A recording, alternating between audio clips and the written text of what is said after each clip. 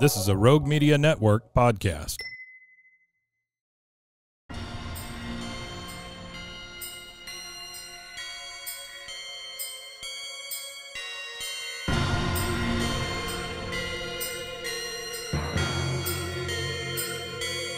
Boobies!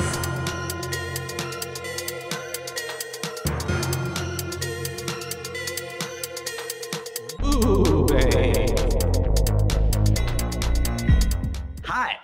Hello, and welcome to Boobies! Boobies. That's right. We're your hosts. I'm Caitlin. I'm Joshua. And today we're here to talk to you about Chua.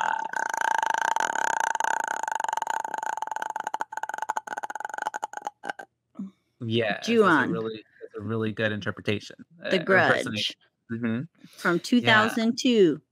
A Japanese supernatural horror film. Yes, directed by Takashi Shimizu. And it is the third installment in the Ju-on series. Yes. First to be released theatrically. Interesting. Okay, cool. So I wonder if those other two films kind of maybe go into the backstory of like the family, the first family. Yeah. Maybe. And maybe explain a little bit more about like the inspector from the first daughter film. And stuff. Yeah. And yeah, I wonder if they explained his life a little bit more and what he saw in the house. And because it was a little confusing at times. It was kind of hard to keep up with. It was like it almost had overlapping timelines. Yeah, Again. I think it did create that kind of like a Haunting in Hill House moment, like where people's loops were almost getting like distorted at a certain point. And I was like, what is going on? Especially when the dad sees Izumi, his daughter, but she's like older. Yeah. Which I didn't realize that was his daughter because the first time we had seen her, she was younger until later on when she finds her dad. And then I was like, oh, that. And then I put two and two together that it was the same name and stuff. And so I was like, oh.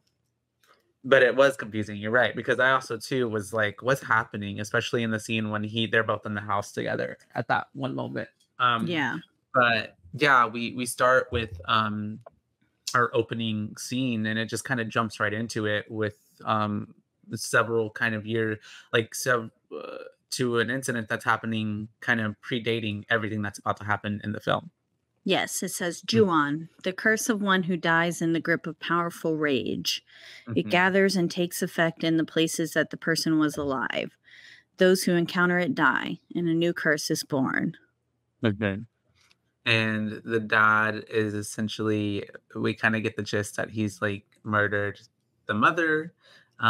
There's blood. It's just like a bunch of like close-ups of him and then horrific scenes, basically. Yeah. He's like biting his nails and it's so bloody. And then we see like the mom covered in blood. The cat. Yeah. He grabs the cat and like breaks the cat's neck or something. And then we see Toshio. Toshio. Yeah. Just kind of like in horror of what's going on. And then that's whenever we kind of get a title card. Of Ju-on. A very simple title card. Nice red lettering on a cream colored screen in the bottom right hand corner. And we cut to Miss Rika. We cut to this. The movie is going to be separated into chapters, and the first one is Rika. And she is working at the social welfare center, and she is whatchamacallit, being asked to check in on someone, basically. Exactly. And because the guy whose name we get later, and I definitely didn't write it down now, but the guy who's working there, he I just call him Rika's friend a lot too. Is like, hey, I've tried reaching these people but they're not answering, can you just go in and check in on them? I think I got his name some point later. I think it starts with like a Toyama or something like that. Toy Yeah, I have to it in here somewhere as well, but Mhm. But yeah, so and she's basically like, I'm just a volunteer. Like, I don't really do those things. Like, I just work here. I don't go and check on people's houses and stuff like that. But he's like, please, like, if you do this, I'll buy you a dinner. And she's like, no, like, you don't have to do that. But he basically doesn't take no for an answer and just leaves her with it. yeah. And he goes and talks to someone else, and she starts to walk to the house. And I feel like as immediately as she starts pulling up to the house, I feel like she can sense the evil because she kind of Yeah. pauses and then approaches the house. But yeah, Hmm. I feel like she could like Pick tell up on that it. there was Mhm. something bad vibes going on. And she gets into it. She walks into the house and she's like, well, she's knocking on it, of course, like any normal person would. Nobody's answering. So she walks in And and she's saying immediately, like, "Go, man, sorry, like, sorry for intruding," basically. and she realizes immediately that the house is in the mess. There's just crap everywhere. It looks like someone who has neglected their house and like has been hoarding and eating and Yeah. just leaving wrappers. And she kind of is looking for people and doesn't see anybody until I think she hears Sachi, right? Yeah, and she sees I thought it was a child's hand at first through the, like, partition, the little sliding door. Mhm. She sees a hand, like, Kind of over there in hitting that on area. the door. Yeah, and then she goes in there, and it was the grandma, Mhm. um, and, uh, I She was finds like, her just "Oh, on the JK, it was an floor. adult." Yeah, and I she's, thought it like, was a baby. not in good shape. She looks like she's definitely been just left there alone and neglected, and, like, she definitely can't take care of her own self, and, so, she's trying to talk to her like, "Hey, like, what's going on? Are you okay? I was sent here to check on you," and she's unresponsive for the most part. Yeah. Yeah, Mhm. she's not really responding at all, and so Rika helps get her cleaned up and is helping clean the house, um, and, like, is giving her a sponge bath or a washcloth bath, wiping her down Mhm. and stuff because I think she had been, like, in her own Phil. yeah, and Mhm. stuff too, so she was helping clean that up, but yeah, she's cleaning the house whenever she vacuums up this photo. And I was like, that was either intentionally messed up or it just got conveniently messed up that way from the vacuum. Yeah. Um, It seemed but intentionally, like, balled cut up. out the mom's face and Oh, yeah, stuff. that part, Yeah. yeah. And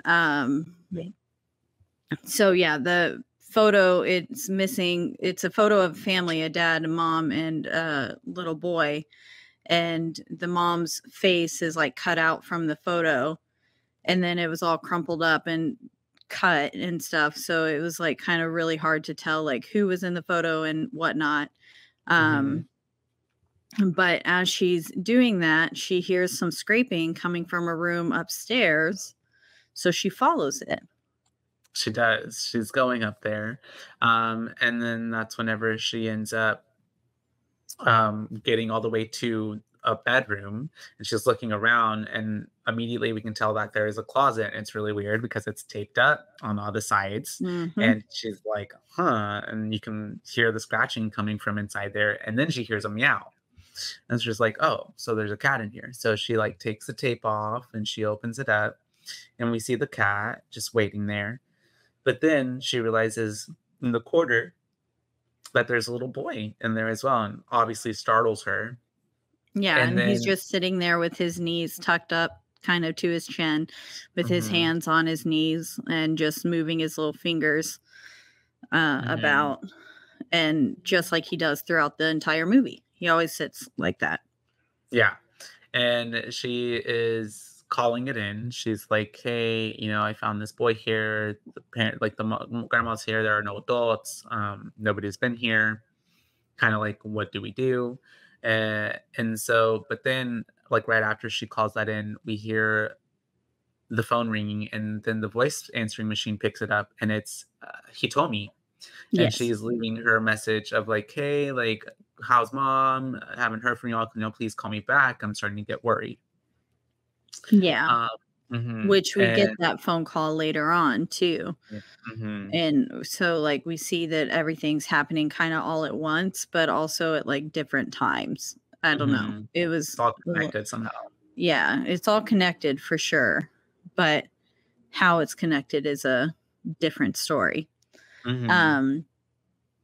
But she asks the little boy his name, and because she finds him at the stairs, and he's looking down the banister at her, and he says that Toshio is his name, and basically she is there, and he starts to look off to the corner, and so she kind of follows his gaze into the grandmother's room, and this spirit, this like long-haired spirit, it kind of reminded me of 0.0 megahertz with the hair and stuff. I remember that. But yeah, and it takes over the grandma basically while Toshio and Rika watch, and they don't know what to do. Rika passes out, goes unconscious, and then we're just left with it being dark, and then we cut to a different chapter, and it's now Katsuya. Yeah. But yeah. Oh, Listen it. Katsuya kind of sounded like Mitsuwa, which is the Japanese grocery store here, and then it made me want curry. Now you're hungry, and now we're hungry. And now I'm hungry. It's okay. Katsuya, we're with a different family, but and then like chicken katsu. Yeah, that does sound good. We have it's for finding out that Sachi had a son and a daughter-in-law, and they were taking care of her. And then in the same house where they were staying, Toshio is appearing, and also the black cat is appearing. Right? And then I'm like, oh, this is because it's happening quick. But then Kazumi is the one who goes up and starts to see Toshio on the stairwell, right? Yeah. Kazumi is she's hearing footsteps at night while she's trying to sleep. And Katsuya, that's the husband, right? Yeah, Katsuya is the husband. Okay.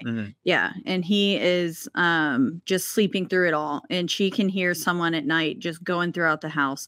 And then like they wake up in the morning, the house is a wreck, which it seems very like childlike energy to leave the house like that. But she's going through, she makes breakfast. She reminds him that, Hitomi is coming later that day. And he's like, oh my gosh, it's Friday already. Yeah. And very typical, just, run of the mill morning talk, and like talking about how time gets away from you. And then she falls asleep on the couch just to hear these like running footsteps, and then her glass of tea clattering and like falling over. And she thinks it's the mom, the grandma. But then realize it's not grandma because she hears the stairs noises again. Exactly. So she follows the sounds upstairs, and she's like turning the corner, and then we can see Toshio's little face poking out from behind I can't make it happen. I can't. I was trying to make it like poke out, but I can't do it. Like that? Yeah. Yeah. Toshio's little face is just poking out. With her. Yeah, and then she rounds the corner on the stairs, sees the little black cat there, and this if I saw this in real life would freaking cry. Because then we just see this little pale hand grab the cat, and not in like a violent way or anything, but like when someone else is not supposed to be in your house, and then you just see this little hand grab this cat that's also not supposed to be in your house. I would, and it's a great hand at that, and it just like loop slides, pulls it out of frame, and then she's like, "What the fuck?" And then she goes upstairs, of course, as one does, and not just running away. And she gets to the bedroom, right? Yeah. Or somewhere because she like gets startled to death by the cat. Yeah, because the cat is like squealing and then she screams. And then Mhm. this is where I was like, Kazumi is probably dead. Oh yeah. But she's not dead. No. But She is mom's, what's her name? The grandma, Sachi. Sachi. Mhm. Sachi knows what's up. Sachi Yeah. knows something's happening in this house. She's more in tune.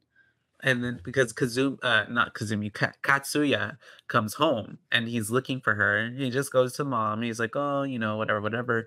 And then ends up going upstairs and he sees Kazumi on the bed, and he's like, "What? What's going on?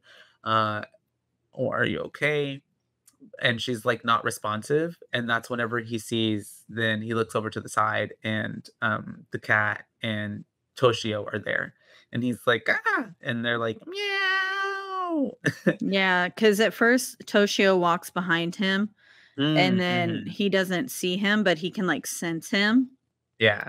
And then the little boy is like he's like looking in the closet and the little boy Toshio's like over Kazumi and then finally he He sees sees them, yeah. him and then Toshio just opens his mouth and he's like "Ah," but it's like cat squealing that comes out, Mhm. which was Eh, pretty also terrifying. I was like, "Ooh, that's pretty creepy." uh-huh, and he finds, um I hmm. Oh, yeah, yeah, yeah, but he scares her really good, and that's whenever Kazumi, like, just dies, I guess, because she is just, like, accepts the fear. I have no idea, because she's just, like, looking at him, and then she gets real like, and then dies, and he's just Yeah, like, "No." I think she gets scared to death. Mhm. But I was like, Kazumi dies for real this time. Yeah, Um, and Katsuya is just sitting there, like, biting the fuck out of his nails. yeah, and then he takes Kazumi into their room or into Mhm. that other room. Yeah, because, And Hitomi arrives. yes, and then Hitomi is looking around and like goes and talks to Sachi and is like, yo, what the fuck's going on? Uh-huh. She obviously doesn't say that, but she's like, okay, well, I'm just gonna go make some dinner. Mhm, And she goes to start making dinner, but then she investigates whenever she hears a door close mhm. upstairs, slams. And so she goes up there and is starting to get up there when Katsuya comes out and is like, no, you The have to go. Yeah. "You caught us at a bad time, like, you have to leave," and she's like, "What the hell is wrong with you?" And he just literally basically shoves her out the door and doesn't really give In her the much of an rain. explanation. Yeah. Yeah, and he's going on about how she had another man and that's not his child and stuff, Mhm. so I guess he's assuming that that Toshio I think is he's possessed, yeah, maybe, or I don't know.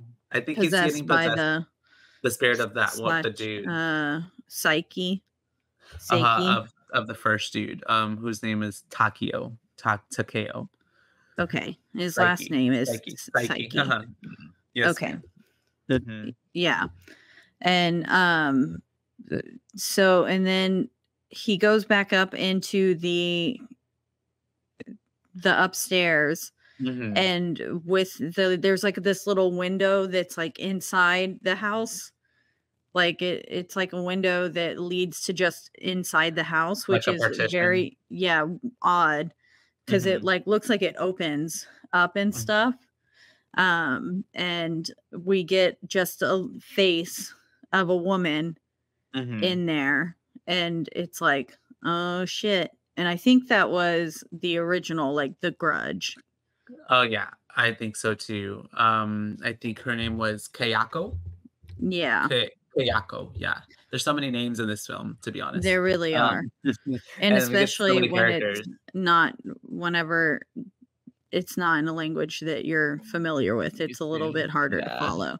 But and she is played nah. by Takako Fuji. Mm, Um, I think Yuya Ozeki plays Toshio, and then Megumi Okina plays Rika, and then mm. Misaki Ito plays I think I'm getting that right. I don't know.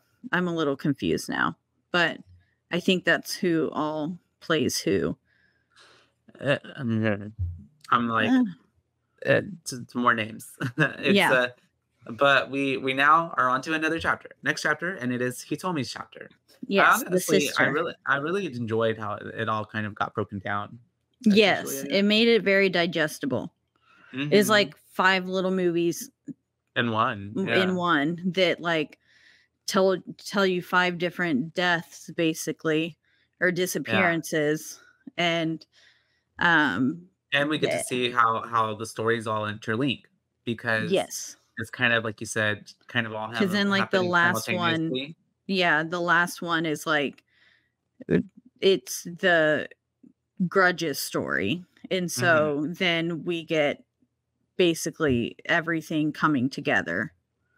Because even right here, this is where we get her side of whenever she was leaving that phone call on the answering machine for Kazumi and Katsui. Oh my gosh, Katsuya. Yeah. And then this is whenever we have Rika. I think we get Rika back in the mix. Yeah. At some point, I definitely stopped to eat pizza. So no, you're good. I stopped taking notes a little bit.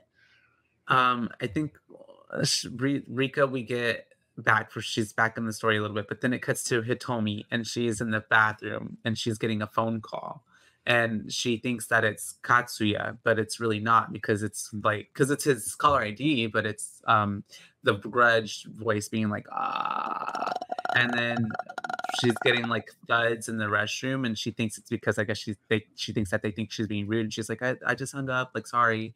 And then like as she leaves the restroom, we hear this coming from the same bathroom, so she gets spooked, and she goes to the security, and she's like, hey, like, you need to go check on this. And so because she even sees the like black long haired mass appear. Oh yeah, from the stall, and then that's when she's like, nope. No. Yeah, and she goes and gets security, and she was waiting in the room while the security guard goes to check it out. But she is also looking at the security camera footage and is seeing that he is being overtaken by this like dark shadow, and she does what one sane person should do, and she gets the fuck out of there. Yeah, poor security guard gets got. And she leaves. She gets to the elevator. I love how she gets there, and like someone like wants her to stop it, but then she's like, closed door. Yeah, it looked like a little schoolgirl. So I was thinking, like, was that Itsumi? Like at some point, yeah, maybe. And then we have her going up the elevator, and I love how Toshio is just like on every level, on each floor. Yeah, you can see Toshio's little face, and he's just staring right at her. And then she gets another phone call whenever she gets up to her apartment, and she is like, it's from Katsuya again, and she is, I was like, I wouldn't trust that phone call immediately. And he's like, hey, I'm outside, which apartment number is yours? I'm outside your house, like, let me in, blah blah blah. So she goes and she looks through her peephole. She sees him on the other side, but whenever she opens the door, he's not there. Also, it was like he said he was outside, and then he got there in like 1 minute. Yeah. Or like 30 seconds. Yeah. In the time it took for her to walk from the place to the door. Yeah. And and then as she opens the door, we can hear from the phone in her hand so she throws and leaves her phone outside, and then like goes and unplugs the phone line and gets in bed. Yep. And then she is in bed, and she turns on the TV, and it makes all of a sudden the face starts distorting and like staticking, like going in and out until it freezes on the face, and it's like twisted all perfect. Up, just like from The Ring as well. And this movie got a lot of looking on the like stuff. It got a lot of comparisons, which obviously we can tell to The Ring, and I guess The Ring came out first. Yeah, because the American version of The Ring came out in 2001. Yeah, and this came out in 2002. We covered Ringu. Was Ringu like 99? Wasn't it Yeah, like something 99? like Yeah. that. Mm-hmm. And so we have, of course, Because her I then. remember comparing the American Grudge to the American Ring Mm-hmm, too, and being like, "They're just the same thing as the Ring." Like, mm-hmm. I remember thinking that as a little kid and being like, "The Ring was better," but uh, I I watched it not going in thinking that The Ring was better today. Yeah. I thoroughly enjoyed this film on its own. I thought it was pretty good. Yeah. Yeah. And then we have her then oh yeah, like she goes That back was inside. That's pretty right. Oh, good. the TV. Yeah, it's distorted on that face, and then she looks under the covers because she starts to freak out, and she feels something underneath her, and she looks under the Yeah. blanket, and Oh, we see a no. spirit, ghosty This ghost. part scared me Yeah, and then it just because, like as I straight up. said, with what movie was it? uh, Paranormal Activity. Don't mess with the Oh yeah, covers. yeah. Don't mess with my safe spot. And this one, it just like all of a sudden you see the covers start ballooning up like a mountain, and Hmm. then she lifts up the covers and there's just a whole ass person on top of her, like, Yeah. And just making noise, and then with the like vocal fry, and then she gets just somehow snatched into the void. I don't know. infinity. Yeah, she's Yeah, gone she gets taken under, and then it's now we get down under. Toyama. Yes, and so Mhm, now it is Toyama's time, and he's going to the house. mhm. And okay, Toyama is the friend of Yes, Rika. that is Rika's friend Yes, who set her up with this whole thing from the first place. and yeah, the whole reason Rika's there at all, and Mhm. not not good. Poor Yeah, Rika. he got her killed essentially, but yeah, he ends up going to the house and he finds Rika passed out. And this Yeah, kind of basically reopens up a police investigation into the house. and was Sachi dead? Sachi was Or dead because they find yeah, all the bodies. They find okay. Sachi and they find the couple upstairs. Yeah, he finds Rika in the corner, spaced out, and then they're Mhm, trying to call Katsuya's phone, and then they mhm. hear his phone ringing from inside the house, Yeah, and they follow the ringing, and it gets them up to the attic, and they find both Katsuya and Kazumi. Kazumi dead. Mhm. And then so then they're just like going through all of this, basically the whole investigation. And then we get cut back to Rika and she's with her friend Michael. My Mariko, Mariko, yes. And I she's like, believe. trying to make sure that she's okay. Yeah, it's Mariko.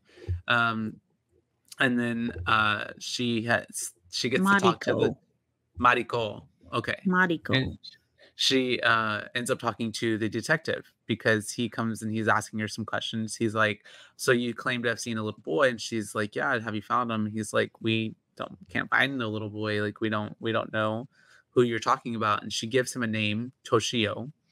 And so thankfully she gave him that name because then it cuts to him talking to his other detective buddies, and they're trying to link like the details and put pieces together. And we find out that this horrible crime happened, and which is explaining the first crime where the dude had killed his wife and then his son. And that's whenever the detective is looking in the file and everything, and he realizes that um Toshio is the name of the little boy who should have, well, he didn't die, he disappeared. that's right, yeah. And but yeah, and it says all the families before them all died or disappeared too. So Mhm, anyone who's ever lived there has just like died or disappeared. mhm. Um and then sorry, Emma just messaged because I asked her if she had ever seen the American Grudge, because she said that she Mhm. didn't watch any of the spinoffs and stuff from this Grudge. Yeah, And so I was like, "Did you see the American Grudge?" And she said, "Yeah, it's basically shot for shot, but she didn't like it as much." yeah. It makes me want to watch the American one just to kind of Yeah, just to compare. see. But she ends up uh they're linking all the details together, like we said, and then that's whenever we cut to now. Oh yeah, we learned that Kiyako was left and killed and left in the attic of the house. So that's probably why Kazumi and Kat, oh Lord, Katsuya. yeah, were found up there. And then we cut to, I think Toyama, or if not Toyama, a different detective is now approaching our friend who is Azumi's dad. Yes, it was a different detective. It was the lead detective on this. Toyama was the just like he works for the welfare center place. Yeah. But now it was the lead detective, and he's approaching the old investigator on the Psyche case investigation, and he's like, "I quit that," or Seiki. Yeah. He says, "I quit, and like, I don't want anything to do with it." And then he's like, "Well, 2 more people have died in that house, and so actually 3 more people because the Sachi was dead too." Yeah. And so, but I think he said 2 more people have died in the house. And so they were like, "You kind of have to come back, or at least help us with this, because something's going on here." And he, I guess, neglectfully, that what's the word I'm using for? Like, he does end up working with them, but he obviously doesn't want to work with them. And so they take him to is this where they're like showing him different parts of the case and stuff? Yeah. But then they like get called away because because they end up getting called away. But they're basically explaining that Toshio went missing over 5 years ago and was never found. And they're explaining this to Rika, I think, at this moment. And they're like, even if he were alive, he would be 11 years old by now, and he would not be looking like exactly like he did in that photo. So like, this can't be really happening. And this is where they find Toyama dead under the sink. And then they go and get and disrupt, them watching like the videotapes of what Hitomi saw earlier. And they explain to the detectives that homeboy who is friends with Rika is dead. And so they're like, "Oh crap." So now they go out, they guess, deal with that. And then they leave old investigator guy to watch the security footage by himself. And he is watching it, and he sees this dark, shadowy figure grab the security guard and bring him into the thing, and then come out and then walk up kind of slowly towards the camera and then right onto the camera. And then we see some eyes just watching there. Yeah. I assume they were Toshio's, or maybe the Grudge eyes. The mom. The original. Yeah. Yeah. But yeah, it like takes over the footage and eyes appear.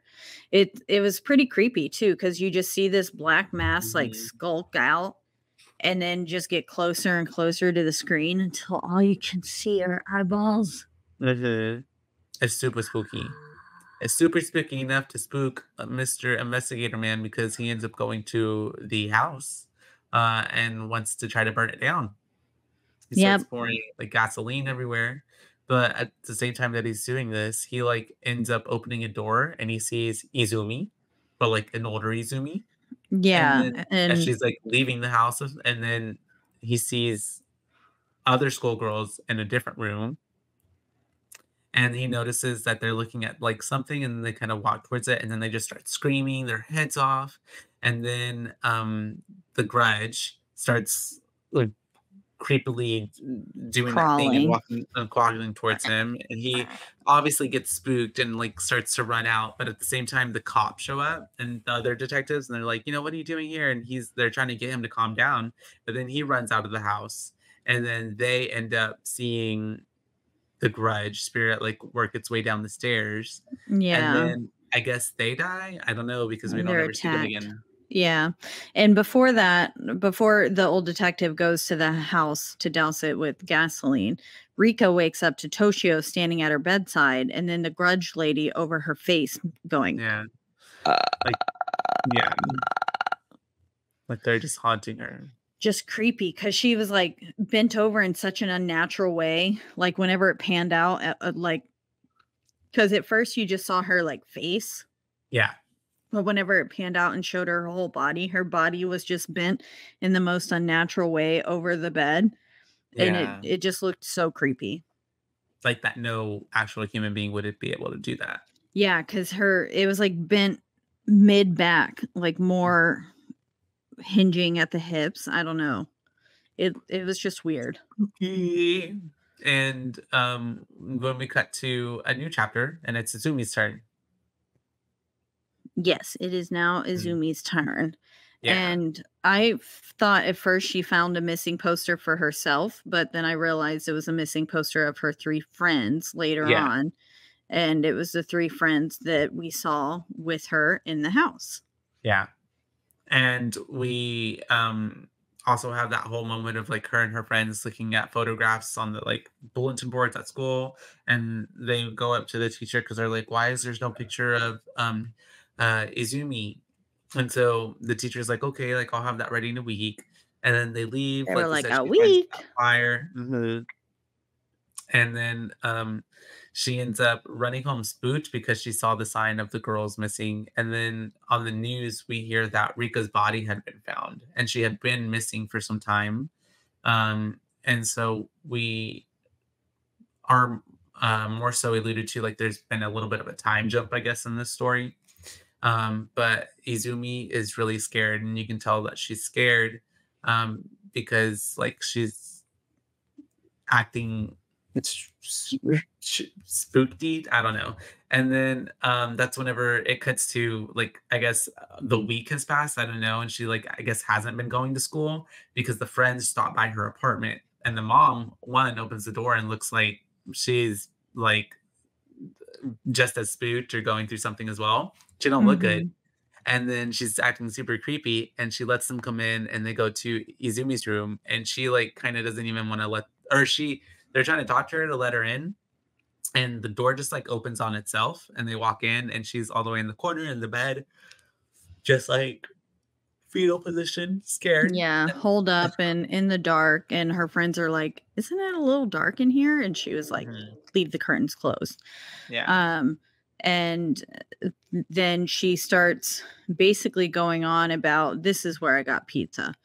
But she starts basically going on about how, she was there with the 3 girls whenever they went missing, but then she left early because she got scared Hmm. and left them there, and then now they haven't been seen since, and so she feels like some sort of guilt attached to it, like, she was like, "It's my fault," and, felt bad Yeah. for leaving them, and, So now she thinks they're haunting her. yeah, which They they are. are.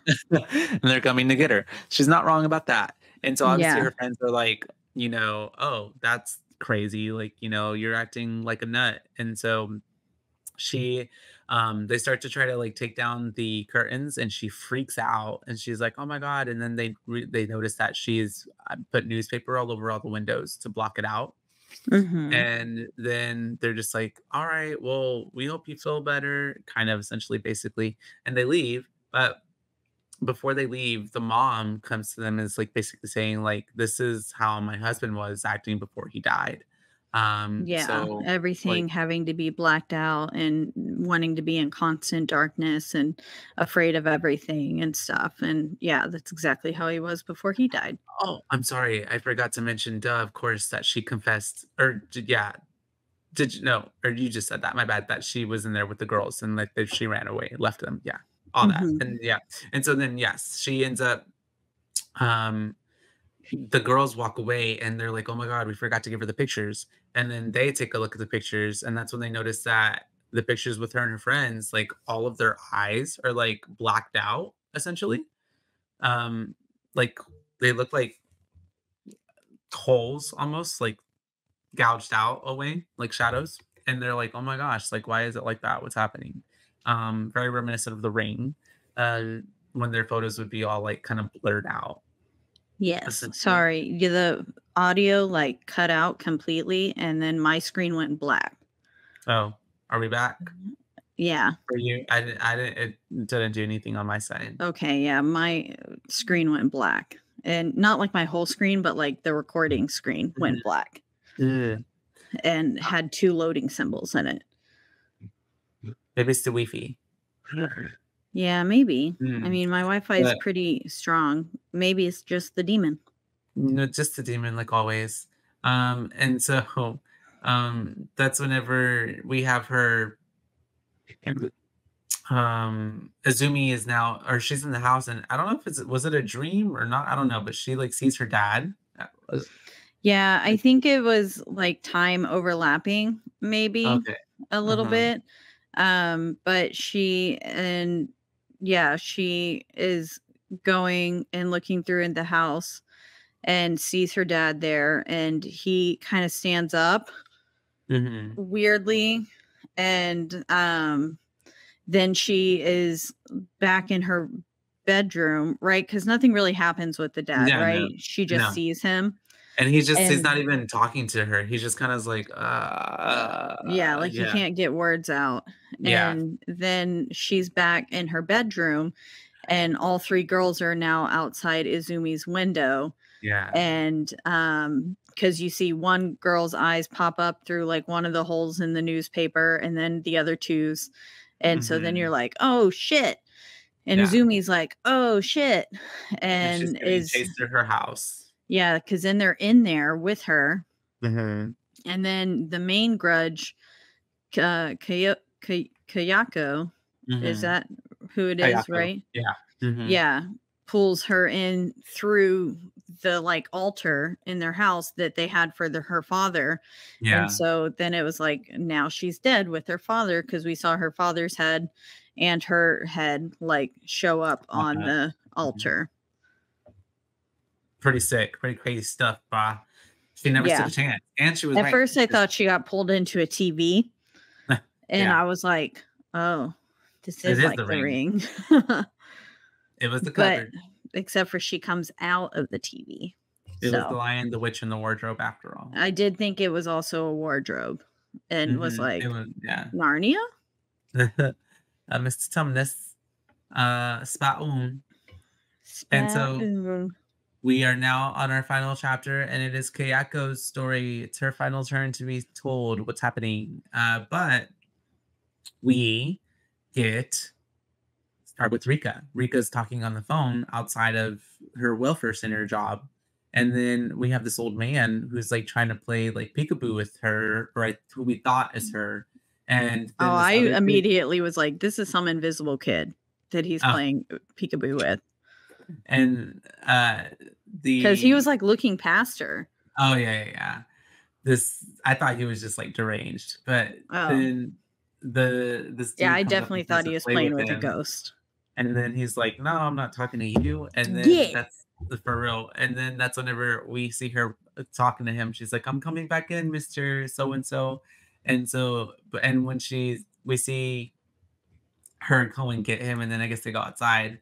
At some point, we see on the doors the reflection of her and him, and then the little boy is right there next to him. And so then we have her,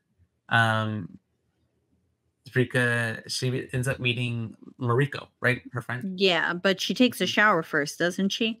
Oh, yeah, she goes. And we get the shower hand scene of the other hand, which this scene still scares. I mean, I've only seen the American Grudge before this, but this scene is one that stuck with me because, like that fear of having your eyes closed while you're doing your shampoo and stuff is so scary. And then to feel another hand back there, like, no, that's some scary shit.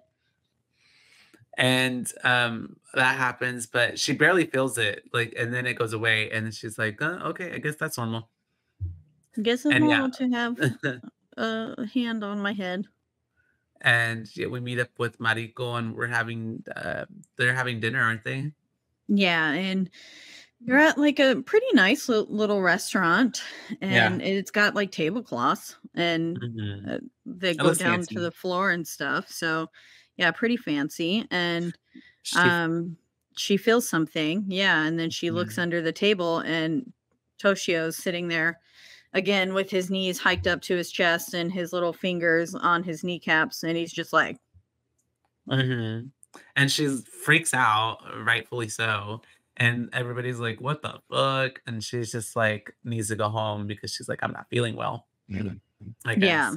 And then that's whenever she ends up, like, she's trying to take a little nap. She's in her bed. And she wakes up to these, like, to the meows, to the kitties. And there's like, I'm just like, there's at least like 30 cats in the room. Yeah. There were so many cats onto her. She just wakes up covered in black cats. And then her phone's ringing. And I was like, how long does her phone ring for? Because she didn't answer it for quite a bit because she stood up.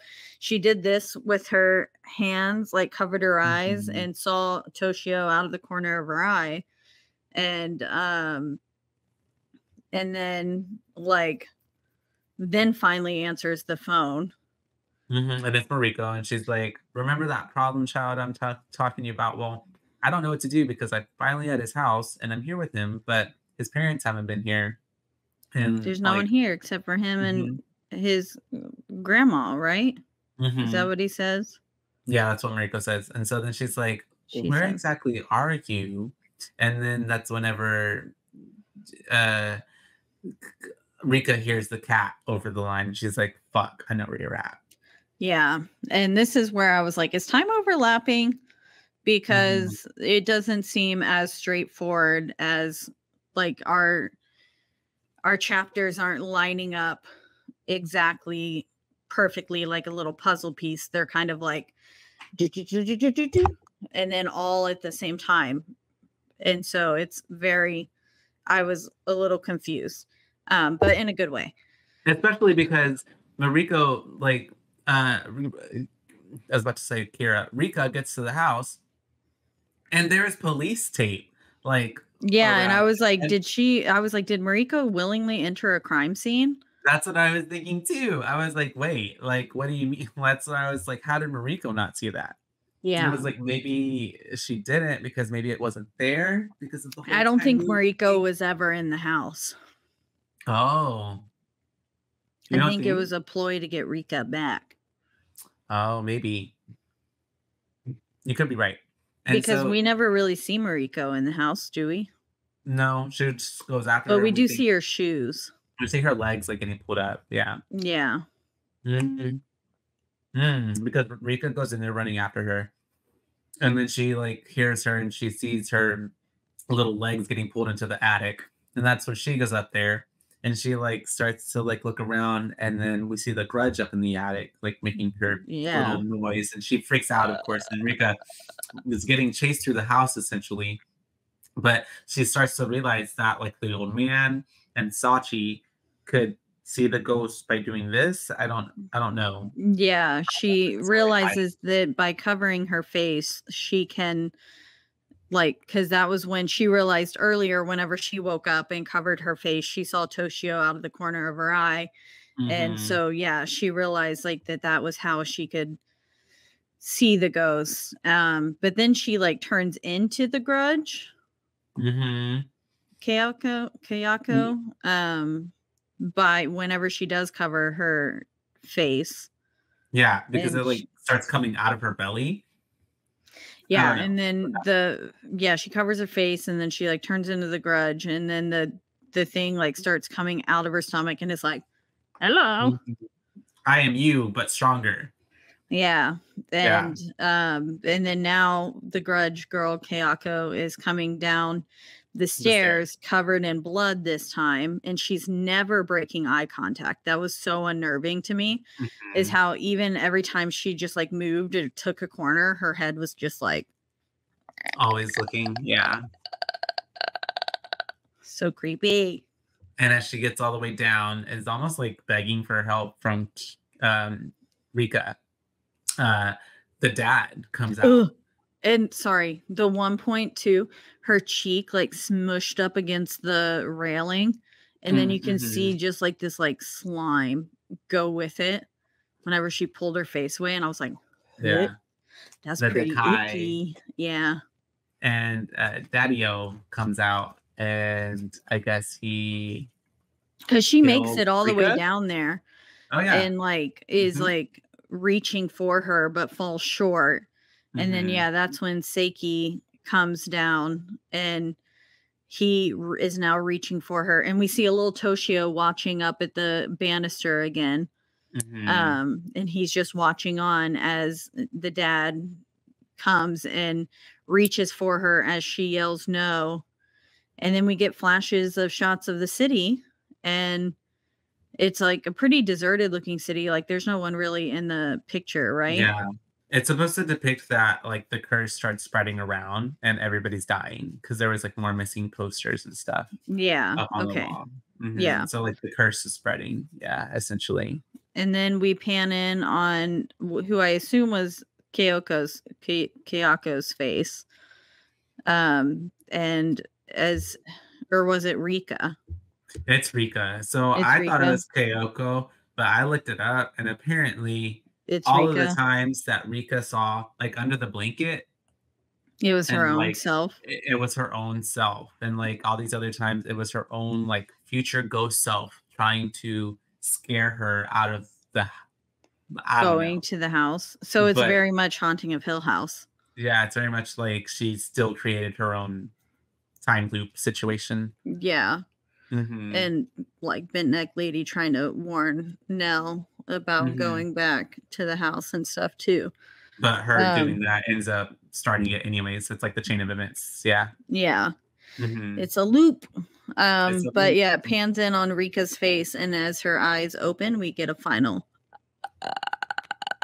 And then like the bloodshot eyes.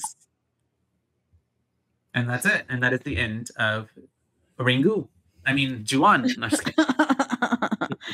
Ju-on, the Grudge. Yes. And this was requested to us by Miss Emma, of course, as we mentioned.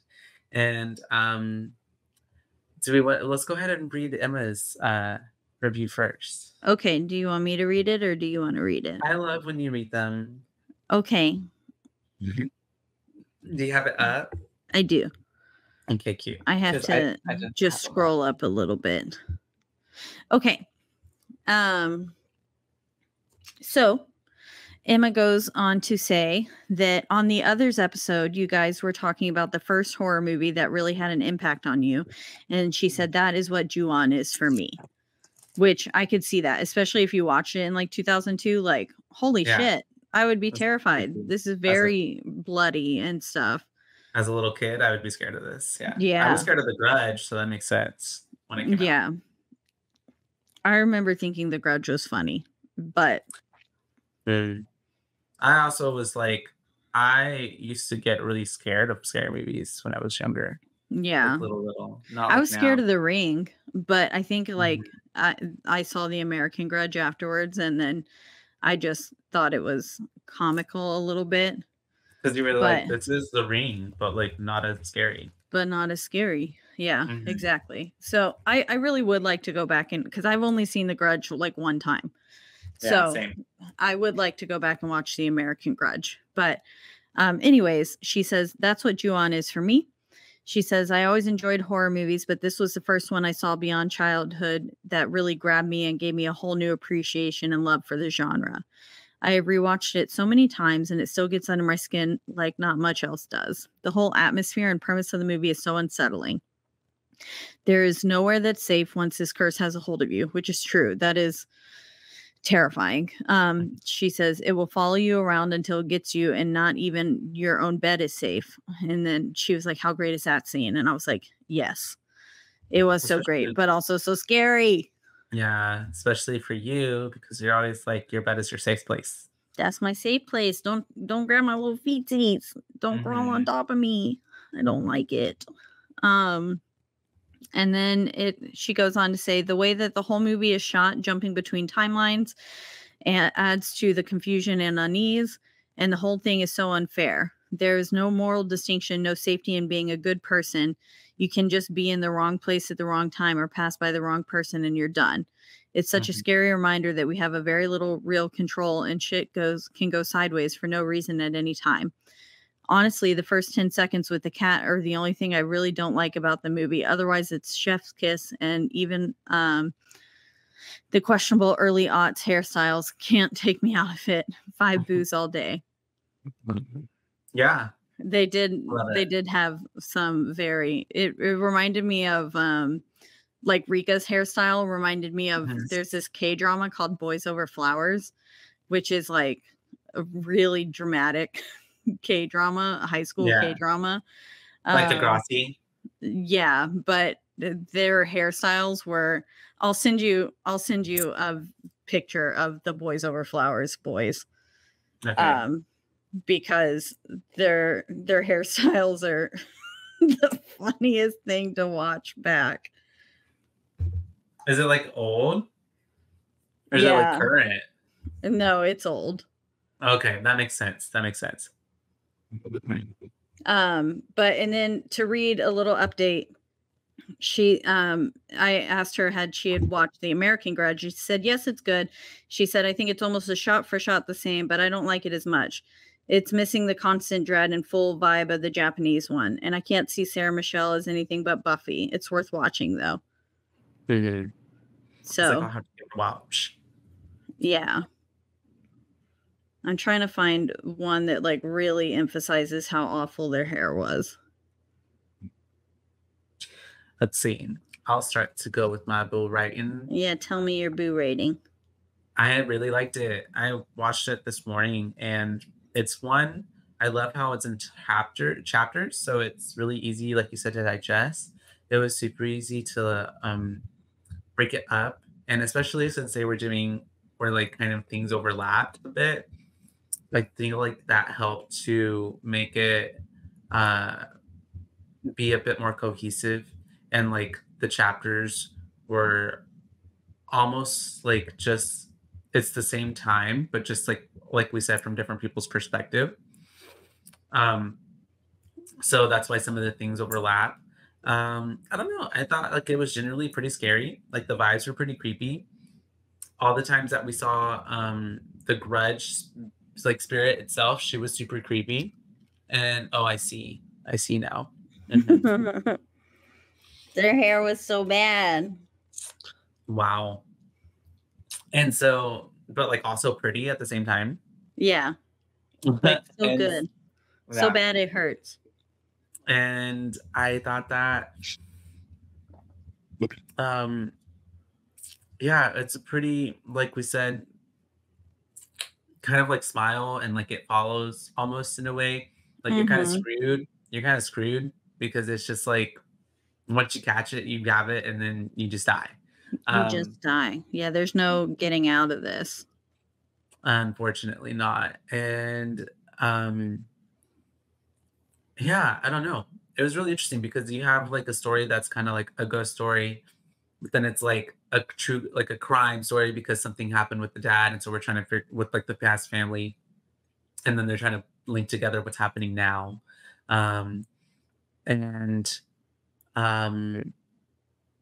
It was like I watched the non-English version. And so that definitely added a different layer to it in keeping up and trying to,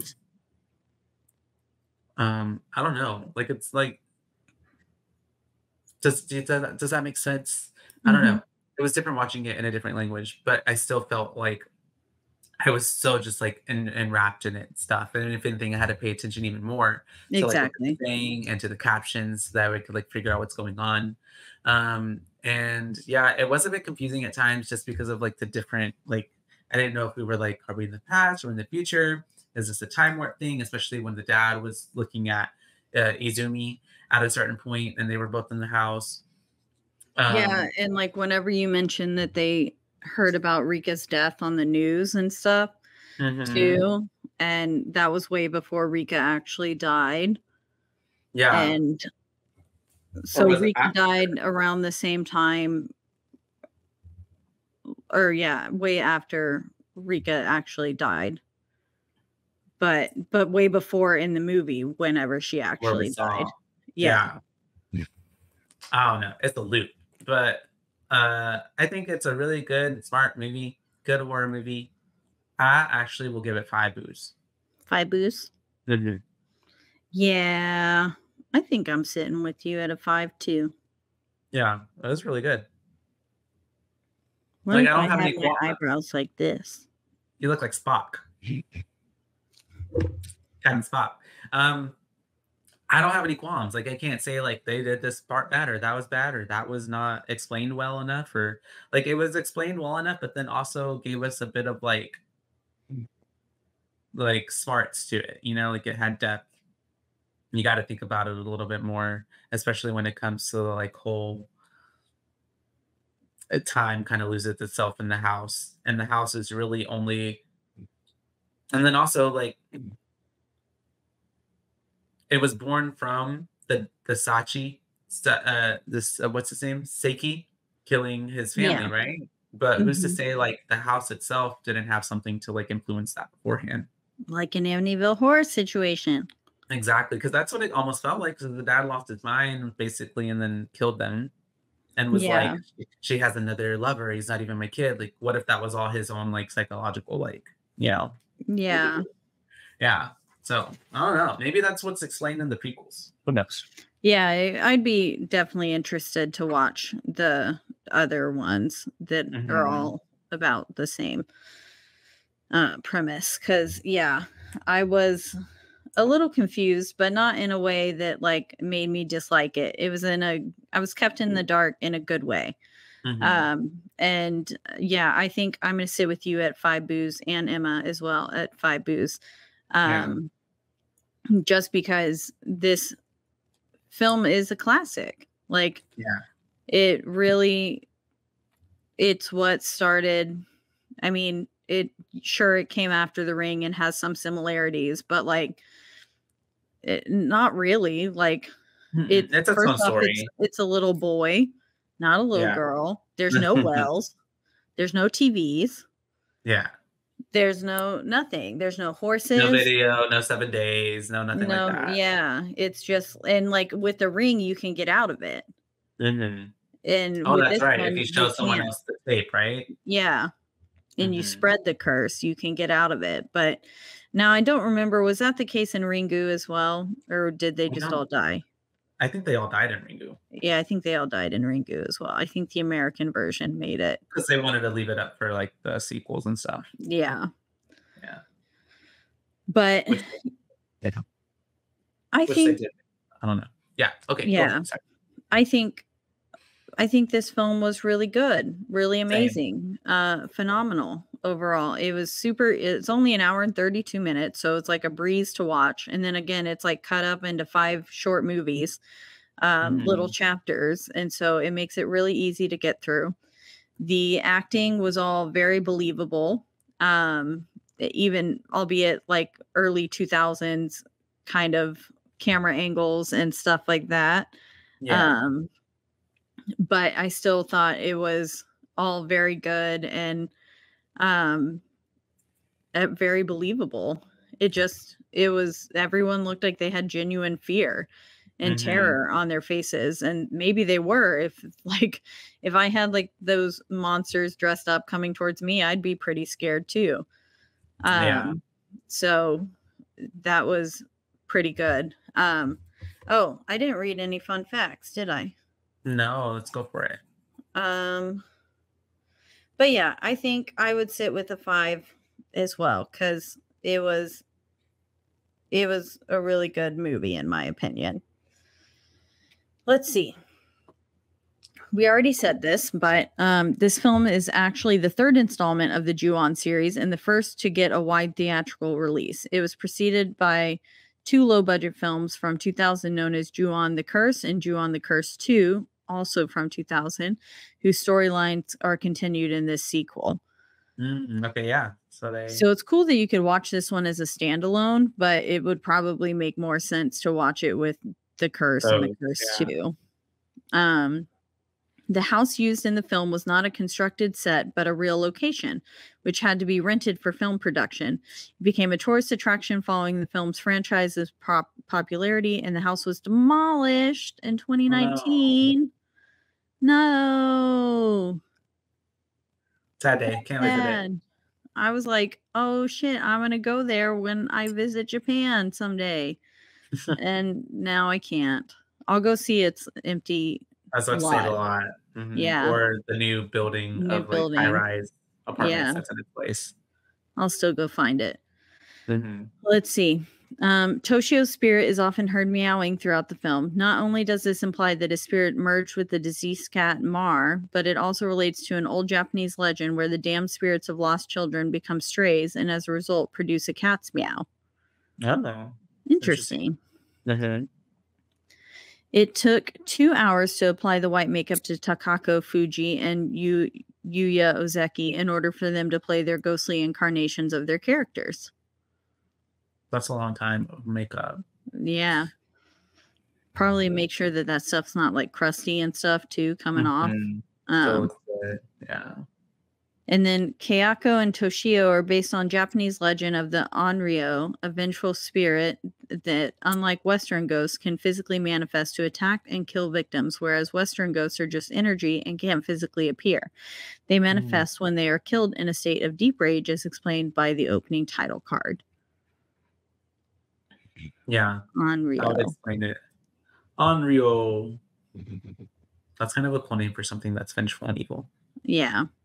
Sam Raimi helped Sony option the remake rights as he was a big fan of this film, saying it terrified him.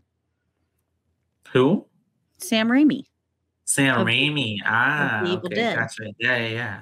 Gotcha. Oh, that makes sense. Let's see. There's quite a few fun facts. The backstory that creates this curse is in this series is strongly reminiscent of the myth of Oiwa, a traditional Japanese Onryo legend.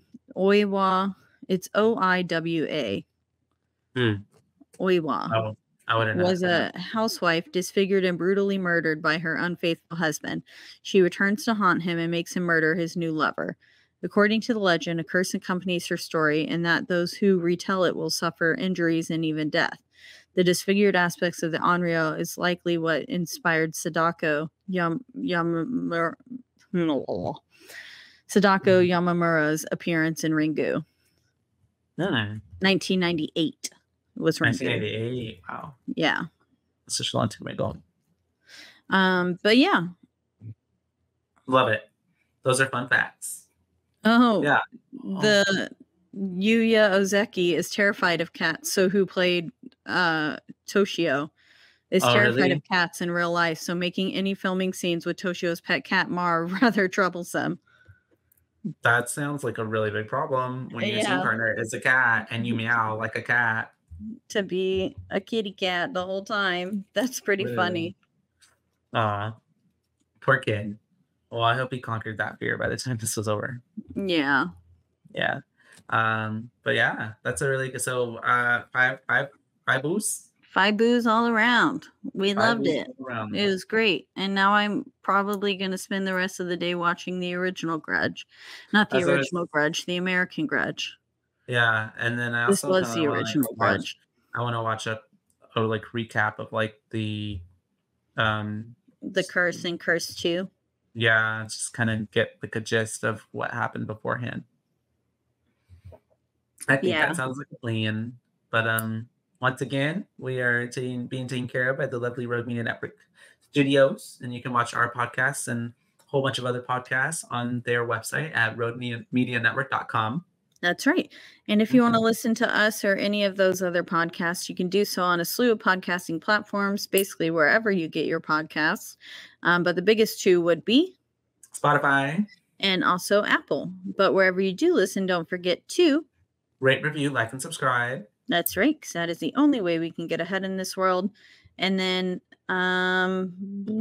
if you want to let us know your thoughts on Ju-on, if you liked the American Grudge better, if you thought the American Grudge was shit, if you thought this one was shit, or if you loved them, you can reach out to us on our one social media platform, which is Instagram, and that is at BOOBAES podcast, because we're your boo babes, not your boo babes.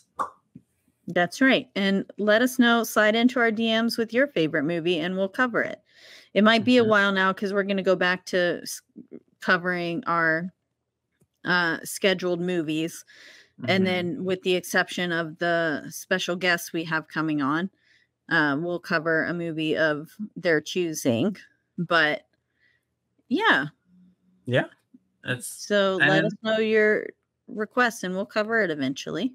It might take us like 2 years, like it did for Chantal, but we'll eventually get to it. We will. And we enjoy talking to y'all and hearing your thoughts on the opinions and the movies that we are covering. So yes, it is fun to talk to y'all. It's my favorite pastime. And until next time. Until I almost said see you on the other side, like Two Girls, One Ghost. I was ready to sign off for their podcast. You're ready. You got all the practice, baby. Till next time. They're reading my episode. When is by that? the way, which I told you, it'll come out November 7th. So way after this episode, it'll be already out. So if you listen to Two Girls, One Ghost episode, let me pull it up real fast. Encounters.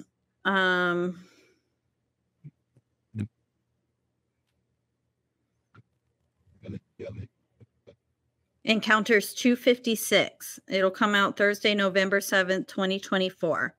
So if you listen to that and then hear about a little girl and thinking that she had a penis when she was a girl and saying it fell off, but it'll grow back someday, that would be me. That would be me. So yeah, go listen to that episode and follow Two Girls, One Ghost. And yes, and then remember that this is not that podcast. Our sign off is bye bays. Bye bays. Yes. Until next time. Okay, until next time, you guys. Bye bays.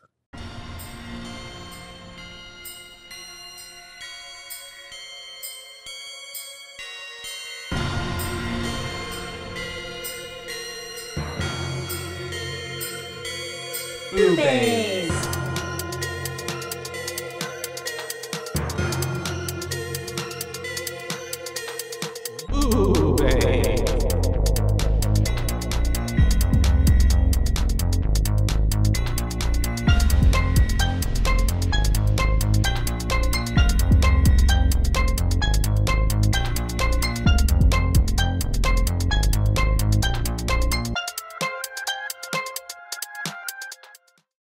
This has been a Rogue Media Network production.